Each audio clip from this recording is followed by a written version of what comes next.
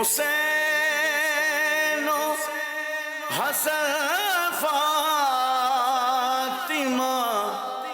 علی حیدر ہمارے بگڑے ہوئے کام دے بنا یا رب۔ الحمدللہ رب العالمین، الصلاۃ والسلام علی سید الانبیاء والمرسلین، اما بعد فاعوذ باللہ من الشیطان الرجیم، بسم اللہ الرحمن الرحیم۔ الصلاۃ والسلام علیک یا رسول اللہ وعلی آلک واصحابک یا نور اللہ۔ الصلاۃ والسلام علیک یا نبی اللہ وعلی آلک واصحابک یا نور اللہ۔ نبی کریم رؤوف الرحیم صلی اللہ تعالی علیہ وآلہ وسلم نے ارشاد فرمایا، قیامت کے دن اس کی دہشتوں اور حساب کتاب سے جلد نجات پانے والا شخص وہ ہوگا جس نے مجھ پر کثرت سے درود پاک پڑھے ہوں گے۔ صلو علی الحبیب صلی اللہ تعالی علی محمد صلی اللہ تعالی علیہ وسلم، صلاۃ و سلاما علیک یا سیدی یا رسول اللہ۔ نبی پاک صاحب الاولاق صلی اللہ تعالی علیہ وآلہ وسلم کی ذات والا صفات کیا ہی خوبصورت ذات ہے، اور نبی پاک صلی اللہ تعالی علیہ وآلہ وسلم پر درود پاک پڑھنے کی بھی کیا ہی برکات ہے۔ نبی کریم صلی اللہ علیہ وسلم کی خاص نگاہ عنایت ہوتی ہے درود و سلام پڑھنے والے پر، اور مفتی احمد یار خان نعیمی رحمۃ اللہ تعالی علیہ نے یہاں تک ارشاد فرماتے ہیں کہ نیکیاں کرنے سے انسان کو جنت ملتی ہے، اور درود پاک پڑھنے سے انسان کو مالک جنت نبی کریم صلی اللہ تعالی علیہ وآلہ وسلم کا قرب حاصل ہوتا ہے۔ یقیناً یہ بڑی سعادت مندی کی بات ہے۔ اللہ تبارک و تعالی ہمیں کثرت کے ساتھ درود و سلام پڑھتے رہنے کی توفیق رفیق مرحمت فرمائے، آمین بجاہ النبی الامین صلی اللہ تعالی علیہ وسلم۔ نگران شورا ہمارے ساتھ الحمدللہ موجود ہیں۔ سلسلہ مسائل کا حل یہ آپ دیکھ رہے ہیں، اور درود پاک یہ بھی مسائل کا حل ہے۔ ہاں، الحمدللہ رب العالمین والصلاة والسلام علی سید المرسلین۔ وہ ہے نا، غموں نے تم کو جو گھیرا ہے تو درود پڑھو، جو حاضری کی تمنا ہے تو درود پڑھو۔ سبحان اللہ۔ تو وہ کیوں نہ ہو کہ رحمت للعالمین اللہ کے لیے دعا جب آپ رب العالمین کی بارگاہ میں کریں گے سبحان اللہ، تو پھر ہم پر کرم کیوں نہ ہوگا یار۔ اللہ اللہ۔ تو پھر اور جب کرم ہوگا تو گناہ گار پہ جب لطف آپ کا ہوگا، اللہ اللہ اللہ، واہ واہ، گناہ گار پہ جب لطف آپ کا ہوگا، کیا بغیر کیا بے کیا کیا ہوگا، واہ واہ، سبحان اللہ سبحان یہ اللہ۔ درود پاک کی تو بات ہی کچھ اور ہے۔ کیا بات ہے، اللہ تبارک و تعالی ہمیں نصیب فرمائے۔ غربت اور افلاس اور اس طرح تنگ دستی کو دور کرنے کے لوگ وظائف جو ہے نا وہ پوچھتے ہیں، مانگتے ہیں۔ مجھے ایک بات یاد آ رہی ہے، آپ نے قرض اترنے کا ایک بڑا آسان سا طریقہ بتایا تھا۔ مجھے جو اس غربت اور اس طرح کی چیزیں دور کرنے کا جو آسان ترین نسخہ طریقہ، یہ خود نبی پاک صلی اللہ تعالی علیہ وسلم نے ارشاد فرمایا ہے، اور صحابی رسول رضی اللہ تعالیٰ عنہ نے اسے اختیار فرمایا ہے، اور یہ کئی مرتبہ دعوت اسلامی کے مدنی چینل پر اجتماع میں درس میں یہ طریقہ بیان ہوا ہے۔ گھر میں داخل ہو تو گھر والوں کو سلام عرض کرے سورہ اخلاص، اور سورہ اخلاص پڑھے، یہ تو بیان، اور اگر گھر میں کوئی بھی نہیں ہے جی تو بارگاہ رسالت صلی اللہ تعالیٰ علیہ وسلم میں سلام عرض کرے۔ صحیح۔ تو جب اس طریقے پر وہ صحابی عمل کرتے ہیں تو اس کی برکت یہ ہوئی کہ وہ خود تو مالدار ہو گئے، ان کے پڑوسی بھی مالدار ہو گئے۔ ایسی بات، ٹھیک ہے، صحیح۔ تو اس میں کیا مشکل؟ یہ ایسے پوری صورت ہے نا، یہ تو بتایا ہم نے، آپ خود ہی فرماتے ہیں کہ کوئی ایک لفظ والا کام بتائیں بس بندہ کرے، یہ لفظ والا ہی ہے، عام ہو یار گھر میں داخل ہو کر گھر والوں کو سلامتی کی دعا دے دے، السلام علیکم ورحمۃ اللہ وبرکاتہ، اور سورہ اخلاص پڑھ لے۔ سورہ اخلاص پڑھنے میں دیری کوئی نہیں لگتی، یہ بات بھی صحیح۔ بظاہر دیری ہمارے یہاں مطلب بچے کو قرآن کریم کی جو سورت یاد ہوتی ہے نا، آسانی کے ساتھ جو یاد ہو جاتی ہے، تو وہ سورہ اخلاص ہے۔ قل هو اللہ احد اللہ الصمد لم یلد ولم یولد ولم یکن له کفوا احد۔ تو جب یہ سورت مبارک ہمارے بچوں کو ایک طرح سے گویا کہ یاد ہے تو پھر اس کو لینے میں کیا حرج ہے؟ کیا حرج ہے؟ تو یہ بہترین وظیفہ ہے. اور مجھے یاد پڑتا ہے شاید سورہ واقعہ بھی جی فاقہ دور کرنے کے لیے ایک بہترین وظیفہ ہے. روایتوں میں حدیثوں میں واضح طور پر یہ چیزیں موجود ہیں. تو یہ ہے. پھر میں نے ایک دفعہ عرض کیا تھا کہ اشراق چاشت کے نوافل پڑھیں تو بھی اللہ تعالیٰ رزق کے دروازے کھلتا ہے. اگر قرض ہو تو وضو کے بعد سر کے بالوں پہ کنگھی کرے اور داڑھی پر کنگھی کرے اور بھاؤں پر کنگھی کرے نا تو اس سے قرض اترتا ہے. یہ ایک طرح سے سمجھے اس کی مدری بہار بھی آئی تھی ایک.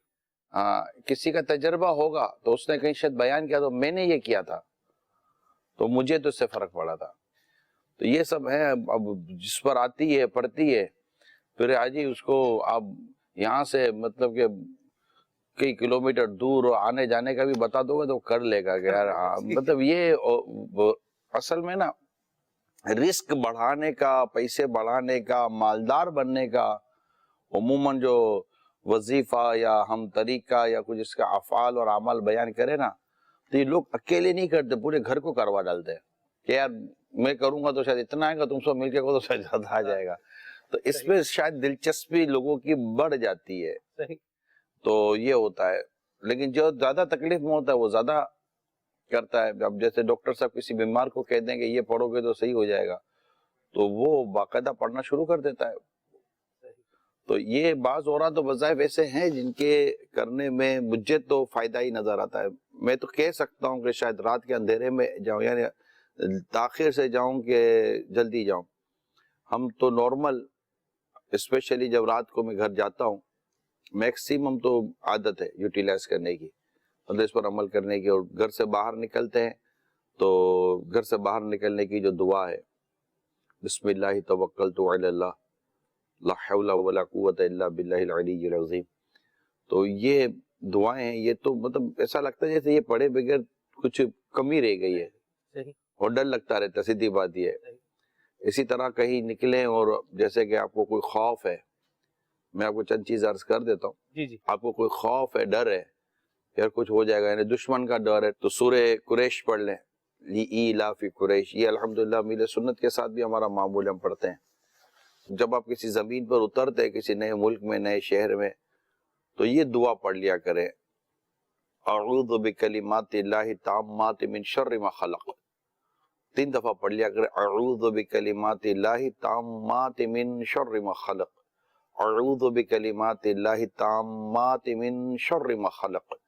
یہ پڑھ لیا کریں. انشاءاللہ اس زمین پر موجود جو شر سے اللہ تعالیٰ آپ کو محفوظ فرمائے گا. سبحان اللہ. اب اللہ کے درود پاک پڑھ لیا کریں انشاءاللہ تو اس سے فائدہ ہوگا اللہ کے رحمت سے. آپ ماشاءاللہ ایک جیسے امیر اہل سنت کا قرب پانے والے جسے بولیں کہ ہائیسٹ اسلامی بھائیوں میں سے ایک ماشاءاللہ آپ کو سعادت ملتی ہے اور یہ اللہ کی رحمت ہے.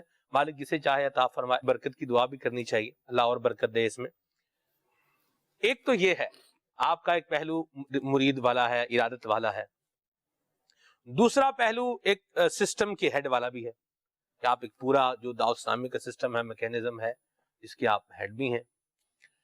آپ نے مطلب امیر اہل سنت کا کون سا وظیفہ یا کون سا کو ورد جس کے بارے میں آپ بولیں کہ بس یہ تو جو ہے نا یہ تو اخیر ہے، یہ کچھ ایسا کوئی جو آپ کا مشاہدہ وہ بتا دیں، آج ناظرین کو بھی بتا دیں، مجھے بھی بتا دیں، جس کو ہم بھی اپنا ورد بنا لیں. تسبیح پھری پر دل نہ پھیڑیا کی لینا تسبیح پھڑ کے. سلطان باہو رحمت اللہ تعالیٰ علیہ کا شعر ہے. امیر سنت کا جو بہترین وصف ہے نا، وظیفہ نہیں، بہترین وصف میں آپ کو بتاؤں، دل، سینہ، دماغ پاک صاف ہے. اللہ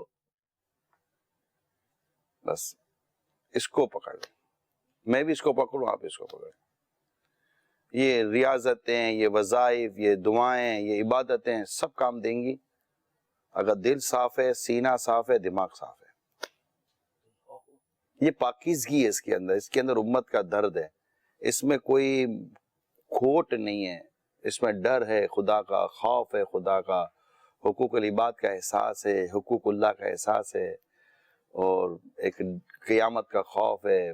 تو جب سینہ، دل، ذہن صاف ستھرا پاک صاف ہو نا تو چیزیں اثر کرتی ہیں. آئینہ اگر خراب ہو نا تو عکس نظر نہیں آتا. آئینہ صاف ستھرا ہو نا، سورج کی شعائیں جب اس صاف شفاف آئینے پہ پڑتی ہے نا تو پھر اس کا عکس ہی کچھ اور ہوتا ہے. اور اگر وہ دھبے والا ہو، زنگ آلود ہو، تو پھر اس پر ہزاروں آپ شعائیں اور روشنیاں ڈال دو، اس سے کچھ چیزیں ریفلیکٹ نہیں ہوتی. تو یہ جو ریفلیکشن ہے نا اہل سنت کی سیرت، آپ دیکھیں آپ بیٹھتے ہیں تو آپ کو آپ کے اندر ایک آپ ان کے سامنے بیٹھے آپ کو آپ کے اندر ایک ہلچل نظر آئے گی. یہ کیا ہے؟ یہ ریفلیکشن ہے پرسنالٹی کا. اللہ اکبر. یہ جو اللہ کے نیک بندے جو آنکھ صاف دل اور سینہ لیے ہوتے ہیں نا، ان کے قلبوں پر، ان کے سینوں پر، ان کے وجود پر جو اللہ تعالیٰ کی رحمت کی جو تجلیات تو ان پر پڑتی ہے نا، ان تجلیات کا ریفلیکشن ان کے مریدین متعلقین سامنے بیٹھنے والوں پر آتا ہے. اگر وہ سامنے والے کا دل ہی سینہ صاف نہ ہو تو پھر ریفلیکشن ہی کیا آئے گا؟ آدمی وہاں بیٹھا ہی رہ جاتا ہے. پھر وہ آپ دیکھیں غفلت والا بھی آتا ہے تو وہاں پر رونا شروع کر دیتا ہے. یہ ریفلیکشن ہوتا ہے. کئی ایسے اولیاء کرام گزرے ہیں جنہوں نے کبھی کوئی کلام ہی نہیں کیا ہوتا، نارملی چپ چاپ بیٹھے ہوئے ہوتے ہیں، وظیفے پڑھ رہے ہوتے ہیں، مگر لوگ آتے ہیں اور بدل کر چلے جاتے ہیں. آتے ہیں، ہاتھ چومتے ہیں.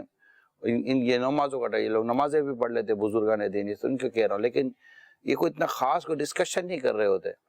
تو یہ ایک ریفلیکشن ہوتا ہے ان کے وجود پر، جو اللہ کی رحمت سے جو ایک چیزیں جو انوار و تجلیات اور نور، ایلومینیشن جس کو ہم کہتے ہیں، ایلومینیٹڈ چیزیں جو ہوتی ہیں، نورانی چیزیں جو ہوتی ہیں، وہ ریفلیکٹ کر رہی ہوتی ہیں دیکھنے سننے والوں. کال لے لیتے جی. جی عمران بھائی، آپ کچھ دن پہلے ٹی وی پہ آئے تھے لائیو، تو آپ کو میں نے کیا تھا کہ مجھے خواب بہت آتے ہیں، تو آپ نے مجھے ایک وظیفہ بتایا تھا، یا متکبر 21 مرتبہ پڑھ کے سونا ہے. تو ماشاءاللہ جب سے یہ میں نے وظیفہ کیا ہے ماشاءاللہ بہت سکون کی نیند آتی ہے اور کوئی خواب نہیں ایسا آتا. ٹھیک ہے. اور آپ نے کہا تھا کہ مجھے بتانا پھر یہ وظیفہ کر کے، لیکن اس ٹائم آپ کیا نام لائیو نہیں تھے، اس لیے میں نے میسج کیا لیکن اس کا رپلائی نہیں مجھے ملا. تو ابھی میں نے آپ کو دیکھا ہے اور میں نے کہا چلو عمران بھائی کو میسج کرتے ہیں. تو ابھی ماشاءاللہ بہت سکون کی نیند آتی ہے، یا متکبر پڑھتے ہو نا، بہت سکون کی نیند آتی ہے. شکریہ عمران بھائی. بہت بہت شکریہ آپ کا رپلائی کرنے کا، شکریہ. آپ کو فرق پڑا، اللہ کا کروڑوں کرم ہے. اللہ کریم آپ کو مزید سکون عطا فرمائے. اب ایک درخواست میری اور ہے، یا متکبر 21 بار پڑھ کے سوئیں اور باوضو اگر سوئیں تو انشاءاللہ ہو سکتا ہے کہ سکون کی بھی نیند آئے اور مدینہ بھی نظر آ جائے. اللہ کیا مکہ مدینہ نظر آ جائے. پھر آپ فون کرنا کہ میں خواب میں عمرہ بھی کر لیا ہے، مدینہ بھی دیکھ لیا ہے. کچھ بھی ہو سکتا ہے، بندہ خواب تو خواب ہی ہے. در مصطفیٰ کی تلاش تھی، میں پہنچ گیا ہوں خیال میں. در مصطفیٰ کی تلاش تھی، میں پہنچ گیا ہوں خیال میں. نہ تھکن کا چہرے پہ ہے اثر، نہ سفر کی پاؤں میں دھول ہے. جسے چاہے جیسے نواز دے، یہ مزاج عشق رسول ہے. نہ کسی کے رقص پہ طنز کر، نہ کسی کے غم کا مذاق اڑا، نہ کسی کے رقص پہ طنز کر، نہ کسی کے غم کا مذاق اڑا.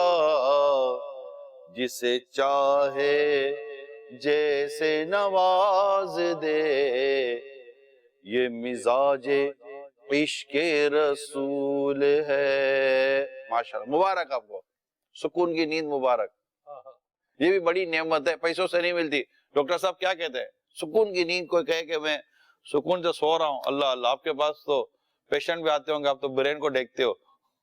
سکون کی دوائیاں بہت مہنگی ہو گئی ہیں، ہے نا؟ بہت مہنگی ہوتی ہے، ڈیمانڈ بڑھ رہی ہے، بہت مہنگی ہوتی ہے. کال دے دے.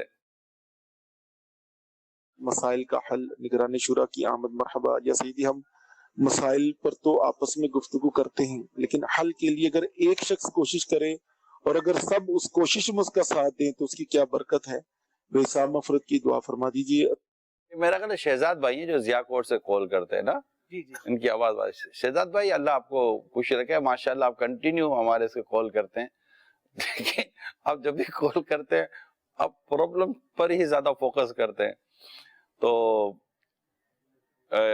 تھوڑا بھرا ہوا گلاس بھی ہمیں دیکھنا چاہیے کہ نارملی میں دیکھ رہا ہوں چند دنوں سے، آپ بھی مجھے نوٹ کر رہے ہوگے کہ ہمارے یہاں یہ ہو رہا ہے کہ بہت زیادہ نیگیٹیوٹی پر بات کی جاتی ہے، میں نہیں کہتا نیگیٹیوٹی نہیں ہے، منفی اثرات نہیں ہے یا بے عملی نہیں ہے، لیکن ایسا نہیں ہے کہ مطلب کہ سب تباہ ہو گیا، سب برباد ہو گیا، کوئی چیز بھی مطلب کہ دیکھنے سننے کے قابل نہیں ہے، ایسا نہیں ہے۔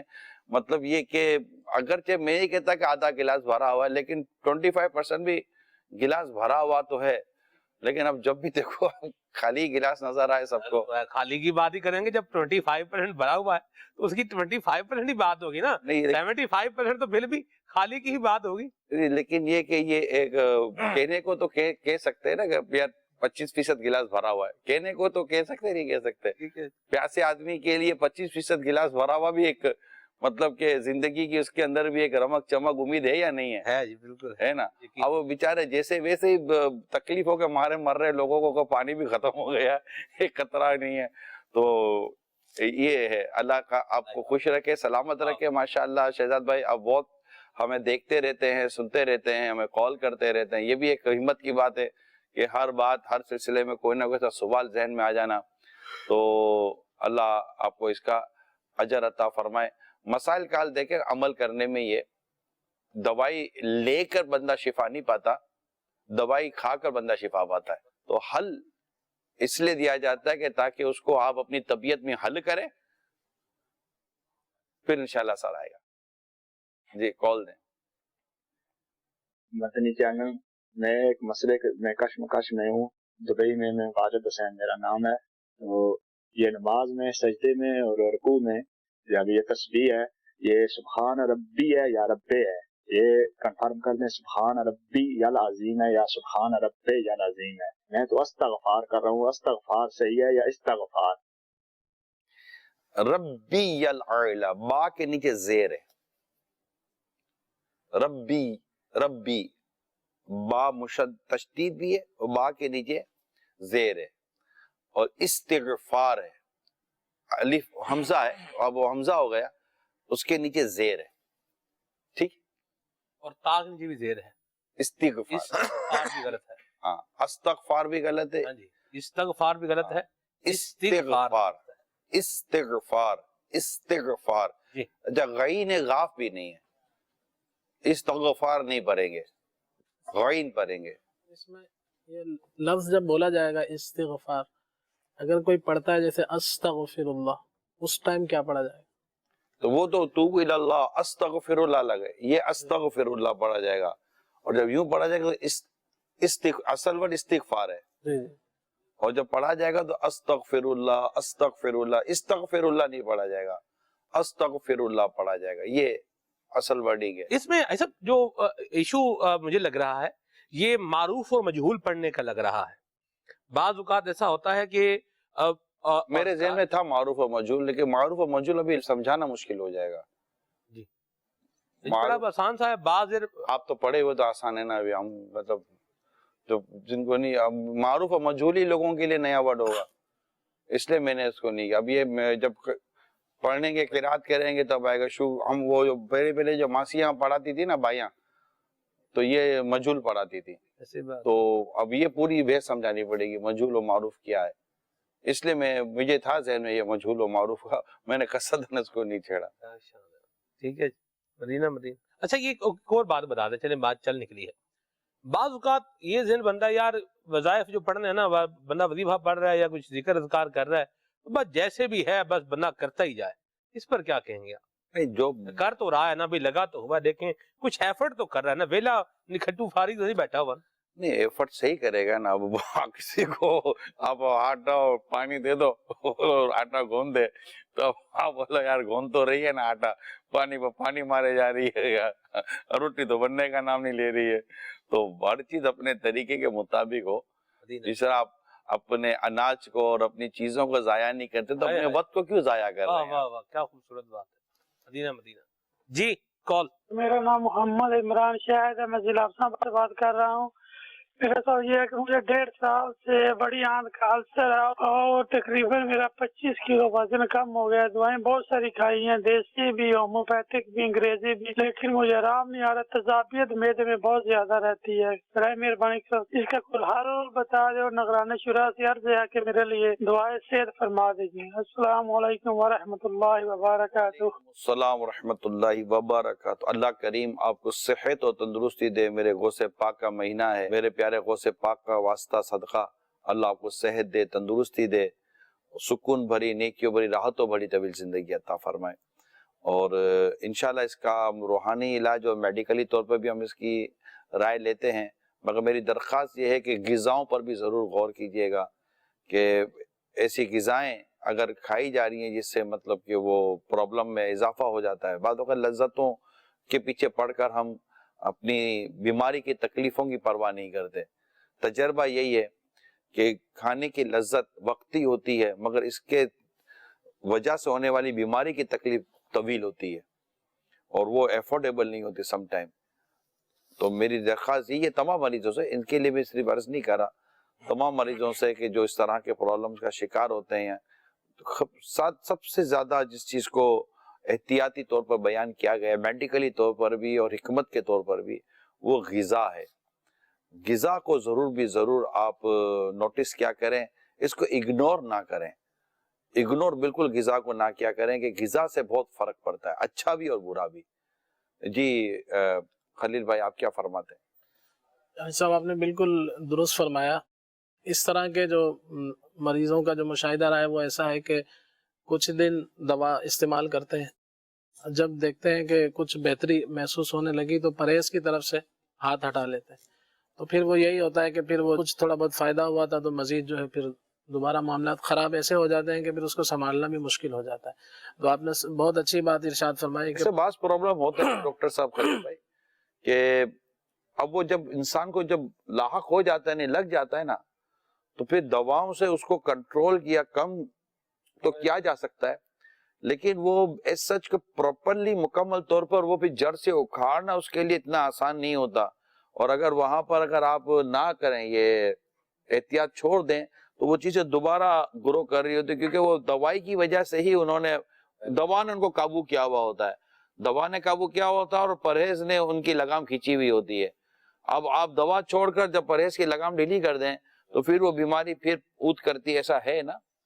ابھی جیسا یہ جو کیس ہے نا, یہ السر کا کیس آؤٹ کرتی ہے, آؤٹ کرتی ہے, آؤٹ کرتی تو خوشبو ہے نا جی, آؤٹ کرتی ہے. کیا شان ہے آپ کی یار, کتنی یہ بھی ایک مسئلہ ہے.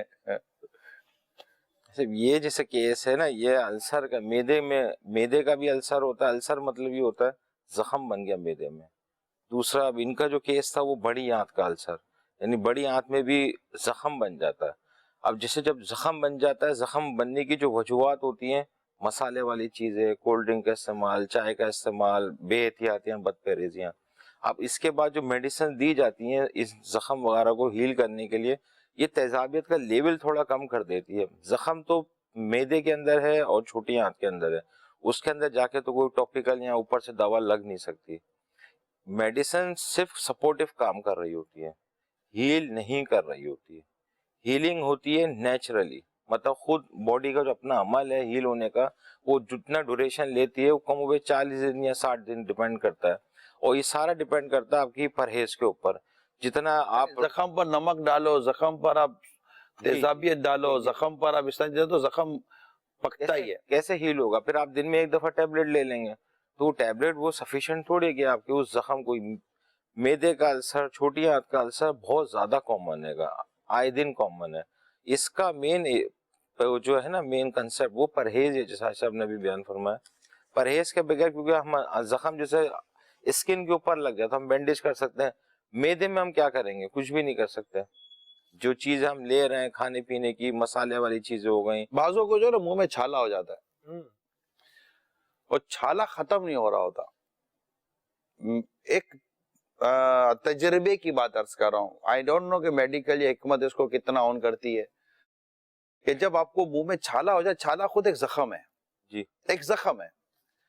ایسے میں اگر آپ چھالے میں نمک کا, مسالے کا, اس طرح کا استعمال جو کہ نارملی آپ زخم سے جس چیز کو بچاتے ہیں اس کا استعمال آپ بند کر دیں, پرہیز کر لیں آپ. کیونکہ جب منہ میں چھالا ہے اور آپ دیکھیں کہ چھالا اتنا بعضوں کا پک جاتا ہے کہ پانی بھی لگتا ہے تو تکلیف ہوتی ہے. تو ایسے میں اگر اس کو بار بار نمک لگ رہا ہے, اس کو بار بار مسالہ مرچی لگ رہا ہے, اس طرح کی تیز چیزیں اس کو لگیں گی تو وہ اچھا ٹیسٹ تو آ رہا ہوتا ہے منہ میں, لیکن چھالے کی وجہ سے تکلیف بہت ہو رہی ہوتی ہے. تھوڑا عرصہ اگر آپ اس کو روک لیں گے اور کچھ ٹریٹمنٹ جس کو ہوتے ہیں وہ بھی اگر جو زخم کو سیٹ کرنے والا ہوتا ہے یہ کر لیں تو ایک تو معدے سے اٹھنے والی جو تیزابیت ہے وہ اس کو بھی قابو کیا جائے گا, زخم کو بھی چھیڑنے سے ہم بچیں گے, اور ساتھ ساتھ ٹریٹمنٹ چل رہا ہوگا تو شاید چھالا جلدی ختم ہو جائے. السر کا ایک پرابلم تھا, اس کا ہم روحانی علاج بتا رہے ہیں. 111 مرتبہ یا سلامو یا سلامو یا سلامو پڑھ کر ہر نماز کے بعد دم کریں اپنے اوپر, اور اس کے ساتھ ساتھ یہ کرنا ہے کہ یا معیدو یا معیدو یا معیدو چلتے پھرتے آپ یہ پڑھتے رہیں تو انشاءاللہ عز و جل فائدہ حاصل ہوگا. اس کے ساتھ اگر آپ یہ بھی کر لیں کہ بند گوبھی کا استعمال کریں, دن میں 3 مرتبہ ایک ایک گلاس اس کا جوس بنا کر پئیں. پائے حسین و حسن فاطمہ علی